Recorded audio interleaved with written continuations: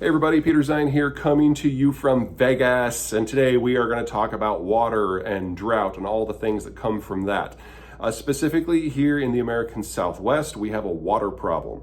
Now, for those of you who know your paleontological history, that's a mouthful, you will know that the Southwest has a history of mass extinction and civilizational breakdown events that have on time descended into cannibalism. The issue is the terrain.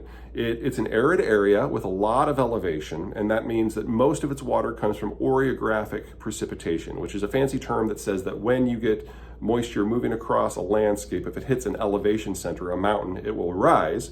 And if the temperature at the higher elevations is cold enough, the water will condense into vapor, form clouds, and then rain. And most of the rainfall that hits the American Southwest has that sort of origin. The problem with orographic precipitation, though, is it's fickle, and oftentimes you will not get enough cold temperatures at elevation or not sufficiently humid air currents in order to generate the moisture in the first place. So rivers literally come and go, and that has caused the collapse of civilizational systems as you get mega droughts from time to time to time. We are in one of those periods now, so that's problem one. Problem two. When the American Southwest realized that they had limited amounts of water, the states, back in the 1920s, 1922 I think, set up a legal structure called the Colorado River Compact, in which they agreed to share the water.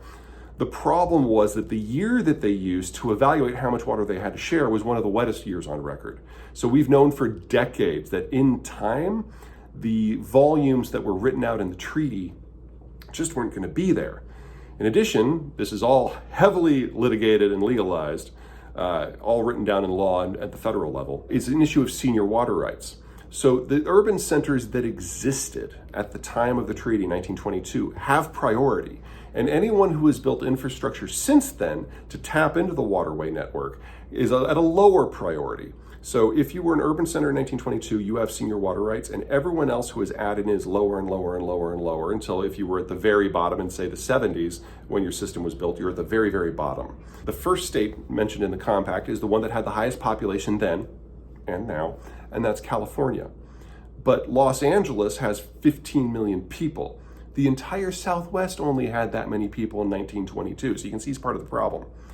The last state to build out its infrastructure to tap the waterway network was Arizona. It only finished the Central Arizona project in the late 60s and into the 70s. So they're at the very bottom. And when there was a dispute over water a few years ago, Arizona and California ended up in court, and the Supreme Court ruled very, very clearly that California has senior water rights and Arizona is at the bottom of the stack of junior water rights, which means that Arizona water demand can go to zero before California has to cut at all. And with that ruling in California's back pocket, California has simply refused to engage in negotiations with the other states of the Colorado River Basin. So we even had a deal last year where all of the other states got together and agreed to slash their demand if, in exchange, California would make a moderate decline. And California refused. The California position officially is you all go to zero and die, and we will just keep having our golf courses. So the debate now among the other states, especially the upstream states, is about just walking away from the compact completely. Now, this would lead to California suing them in a court case that they would probably lose, but that would take years because it would get tied up in court. And in the meantime, California would go completely dry, and Southern California gets roughly a third of their water from the Colorado River. So massive economic dislocation. Now, aside from the whole human tragedy of this, why does this matter? Well, let me give you 3 reasons. Number one, the world is deglobalizing, and the United States is discovering if it still wants stuff, it needs to build out its own industrial plant. So there is a competition among the states right now about where that stuff will go. Texas is probably going to be the single biggest winter. The American South looks really good, but there's parts of the Southwest that are very, very high value added, and getting semiconductor fabrication facilities in places like Phoenix are a great idea, but it requires water. In addition, we need to reshore especially the electronic supply chain system, and the Southwest is probably the best part of the country for that for labor reasons. In order to do manufacturing of electronics, you need a differentiated workforce with a lot of different price points. That means the person who does the lens for the camera is not the person who does the memory board, is not the person who does the plastic molding, is not the person who does assembly. These are all different skill sets. They all have different price points for the labor. And so you need multiple skill sets, multiple price points, multiple labor forces in relatively close proximity. This is one of the reasons that East Asia has done so well in this space for decades, because you have your technocracies in Korea and Japan and Taiwan, you have your mass assembly in places like Vietnam and China, and then you have your mid-range in places like Malaysia and Thailand. The only place in North America we have that sort of variation is in the US-Mexico border, and for the Southwest, that's a really good selling point if you can keep the water flowing. And another big reason is agriculture.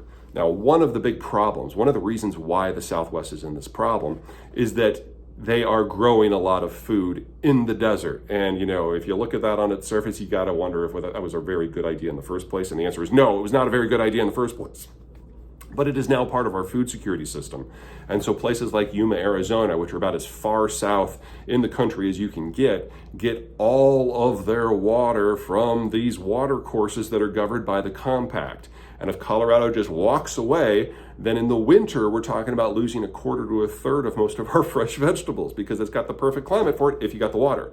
Now, unlike, say, interior Washington, where you've got the Columbia River, which is the continent's biggest water flow by volume, and you take water from that for, say, the Yakima and the Walla Walla and the Benson systems, it's not a big deal. But you can't do that at scale over time in a watershed like we have in the Southwest. And so we're talking about losing a significant amount of food production that is important not just locally and regionally, but across the national system. Now, California, don't get too smug. The Central Valley is facing this exact same problem, and you can't blame that one on anyone upstate. That is your homegrown ecological and agricultural crisis. That's a problem for another day. And then third, taxes. One of the things that we've seen in the last few years is Americans are moving in a way that they haven't in quite some time. The baby boomers want to move someplace where it's warmer. The millennials want to move someplace that has more elbow room, where it's cheaper to expand the cities and therefore they can afford yards. And not a lot of people want to be dependent on mass transport because they're afraid of diseases. Well, the American Southwest scratches all of those itches, and it has been the fastest growing part of the country from in-migration in the country now for roughly 50 years, and all else being equal, there's not a lot of reason to expect that to change, unless there's a persistent water crisis. Now, the good news is there are a lot of things that America can do in order to get by a lot better. You remove a lot of the water-intensive agriculture from the region. You make things like golf courses go away. You don't have fountains in Phoenix, for example. And you just manage your water resources with the best technologies of the 13th century. We can probably have a population increase of 50% without a problem. But above all, the Colorado Compact has to be renegotiated for a more realistic environment. And since California will not choose to do that willingly, they are going to have to be forced, which means either we do have a crisis first triggered by the upstream states, or Congress steps in and abrogates the pact and imposes a replacement. This is going to be an ugly, ugly political issue for the next few years that is absolutely unavoidable, but is absolutely critical if the United States in general, and this region in specific, is going to take advantage of the demographic and geopolitical shifts that are racking our world right now. This region should be one of the biggest beneficiaries of the changes going on, but they have to be able to get the water situation right. All right, that's it from me. See you guys next time.